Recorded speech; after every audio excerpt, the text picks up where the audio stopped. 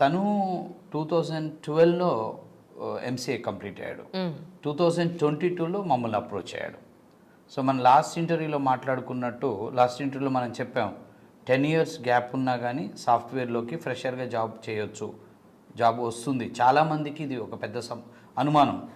10 years gap ఉంటే, ఇంత gap ఉంటే 2 years 3 years గ్యాప్ ఉన్న వాళ్ళే చాలామంది అడుగుతుంటారు, మేము ఐటీలోకి వెళ్ళొచ్చా, ఫేక్ పెట్టుకోవాలని. అంటే ఏం అవసరం లేదు. 10 సంవత్సరాల గ్యాప్ ఉన్నా, 12 సంవత్సరాల గ్యాప్ ఉన్నా కానీ ఫ్రెషర్గా వెళ్ళవచ్చు.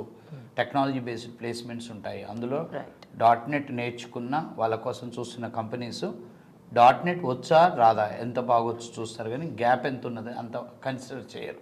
90% చేయరు. 22లో జాయిన్ అయ్యాడు. 22లోనే తనకి హీ గాట్ 2 offers. ఫస్ట్ ఒక కంపెనీలో జాయిన్ అయ్యాడు, అక్కడ కంఫర్ట్గా లేదని మళ్ళీ వేరే కంపెనీలో జాయిన్ అయ్యాడు. Now he joined as a fresher.